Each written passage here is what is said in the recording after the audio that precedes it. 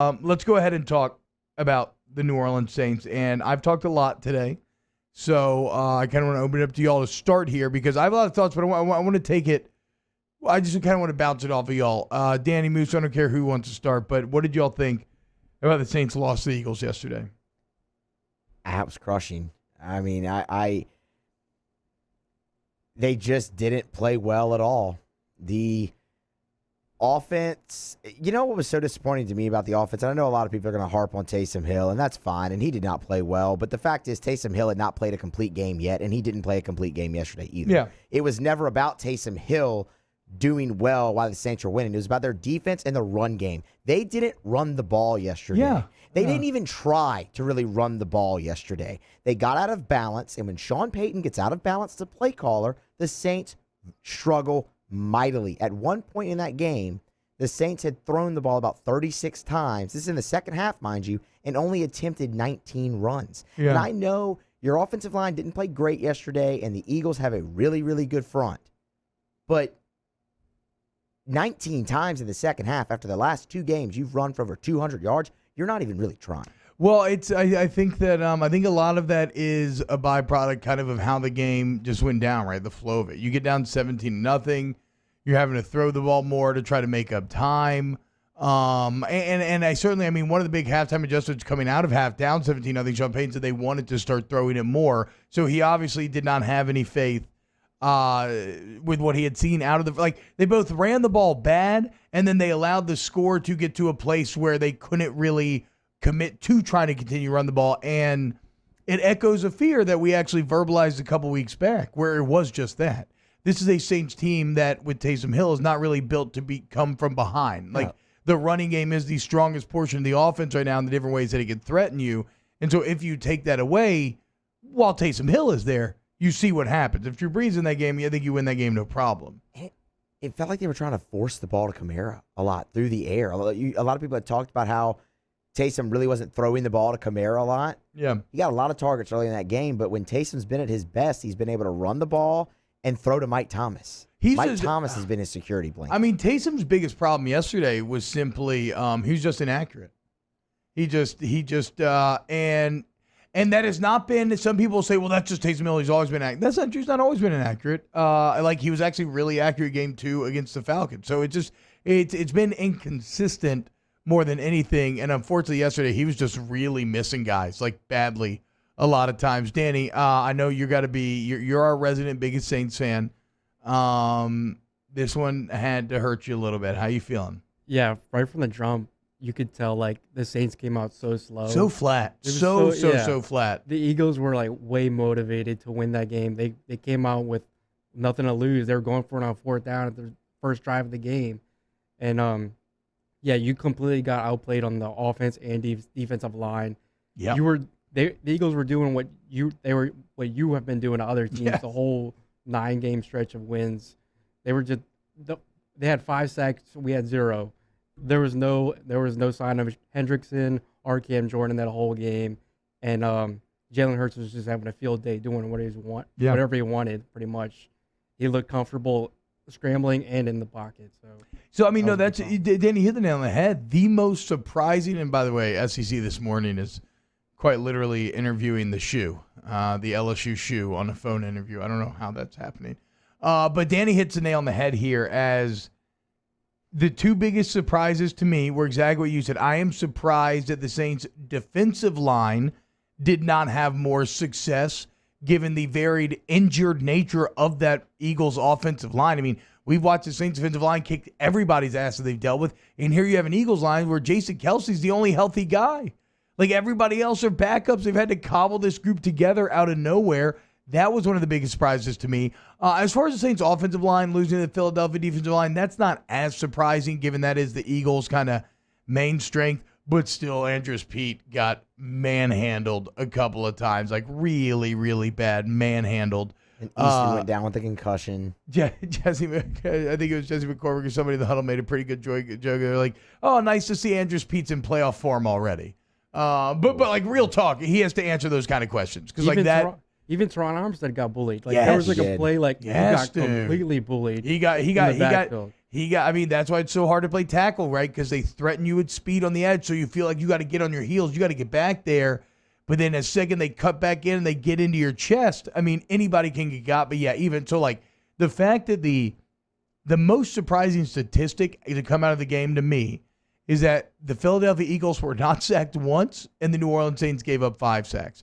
In terms of not taking advantage of depleted parts of the roster, again, I'm surprised the D-line line didn't expose the Philly O-line. I'm also surprised the Saints receivers, and maybe this is just a byproduct of Hill's inaccuracy, like we said, but I'm surprised you didn't have more success against a secondary that has also been cobbled together and then even suffered a couple of injuries within the game. I thought that you mentioned coming out flat. I thought that was real perfect because think about how the Eagles got out to that 17-0 lead. Do you remember anything glaring?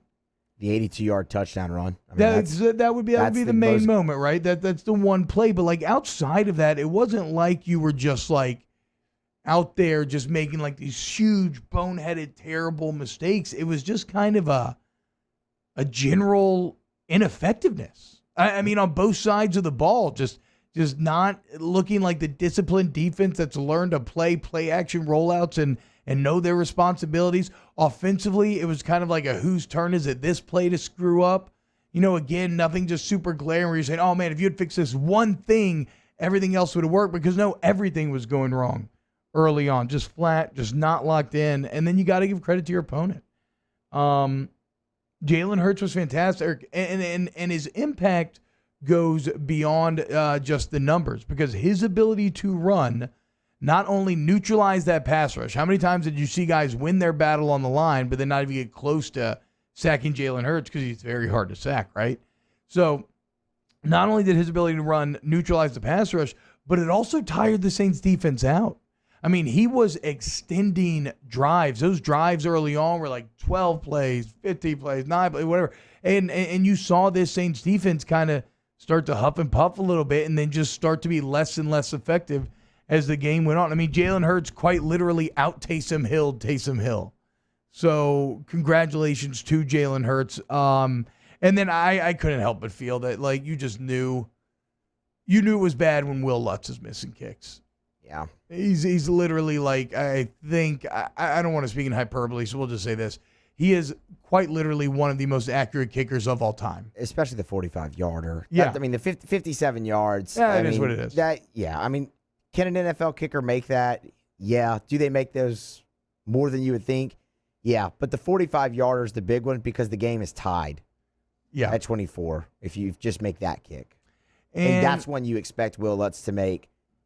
And he does make it. And he's normally made it his entire career. So just too much of a hole dug in the end. I think, look, some positives. I continue to be impressed with Adam Troutman. Jared Cook's touchdown was nice.